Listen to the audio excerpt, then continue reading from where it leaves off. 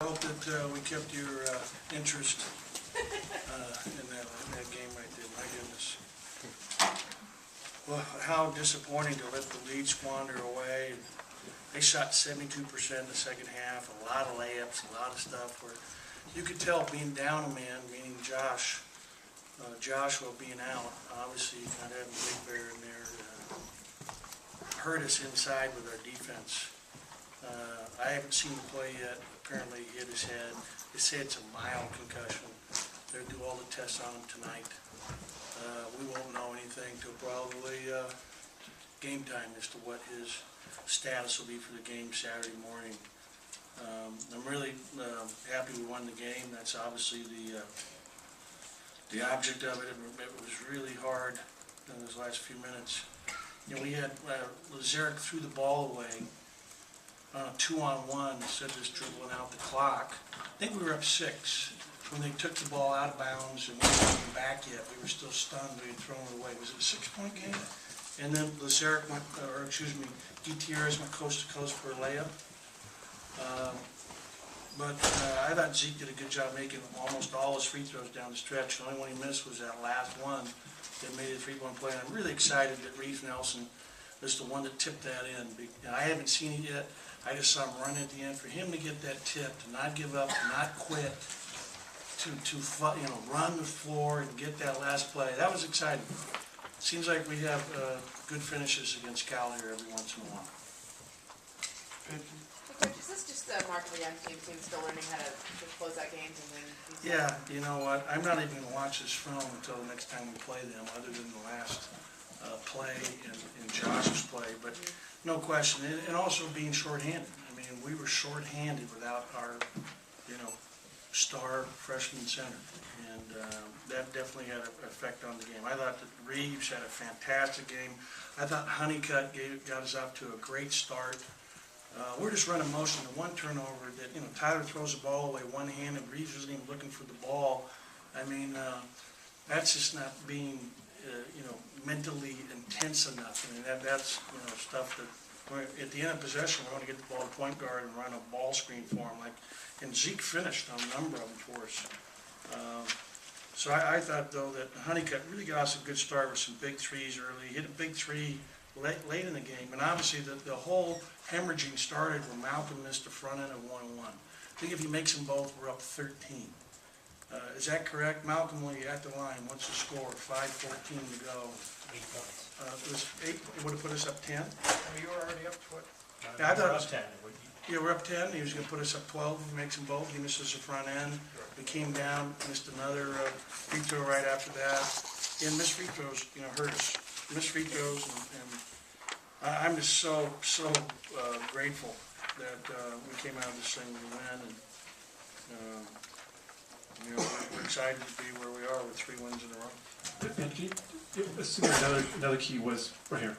Was when Malcolm fouled out. It seemed like he shut down Grab and grabbed more nuts after he was out. Yeah, I would say you're right. I'd say not having him in the game was bad, and I don't know. I mean, I should have given Malcolm some more rest. He didn't come out, I don't think, in the second half. If he did, it was for a very short time. Well, how much time was left when he fouled out? 3:20.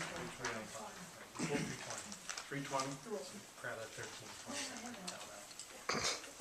Well, then he made the 1-3, and I think that's wrong because he made both free throws, didn't he, when he got fouled late? He made it 3. That's 5 right there. And he made 1 on the run. No, he made 13 after. Oh, after Malcolm. Okay, After yeah. He scored 13 on his Yeah, well, obviously, he's a good player. Got his average. Coach, can you talk a little bit more about Zeke's free throw shooting at the end? That's obviously been a play for you. Has he become kind of a go-to guy in that role for you? Yeah, no question. I mean, he's making plays down the stretch.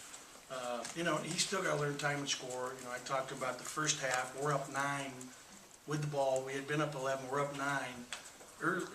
10 minutes to go in the first half, and he goes 1 on 5, and they get he's continuing to learn on the job, but he's doing a great job for us, and he's playing good defense. Ben, can you give us a quick update on Tyler? Obviously, had a pretty good game shooting the threes. How's his elbow? I think it's fine. I mean, that's what Reeves had a big welt on his elbow. I don't know what that's from. Reeves, is that welt still there? Yep. Maybe it was from last week. I don't know. But he looked, we were in a timeout, we were sitting there, all of a sudden he go, whoa! Right in the middle of the timeout, and there's a big old welt right there. I mean, it was, you know, but he played great, guy. That was really a nice shot down the stretch. It'd just be nice if we didn't put ourselves in that position. But just glad we came out the win. Stover, we started him because we thought he'd give us better post defense in there, being a little more length. A couple of times he came too aggressively, looked to block shots, and when he tries to block a shot and misses, his man was getting a rebound. They only had 4 offensive rebounds in the first half, but they were all for scores. I mean, all 4 of their offensive rebounds were for layups and putbacks. Hey Ben, how does a team learn poise at the end of a game? I mean, or learn how to finish games like this?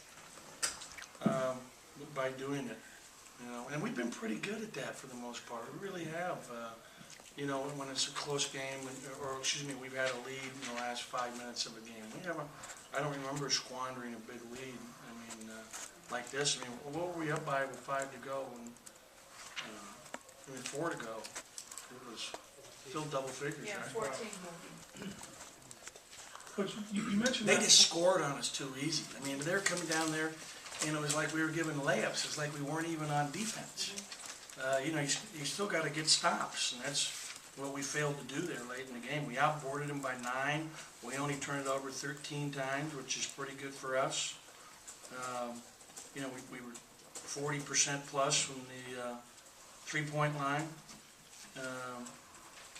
But, you know, let's see, Josh missed his 2 foul shots. Malcolm was 1 for 3, and yeah, Honeycutt was 1 for 2. And they got to the line 34 times tonight.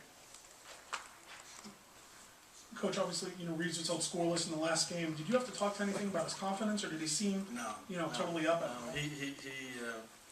you know, it was great. I'm really excited for Reeves. His little brother Raymond is here on his official visit and is playing football here for UCLA next year. So his mother and father are here along with his brother.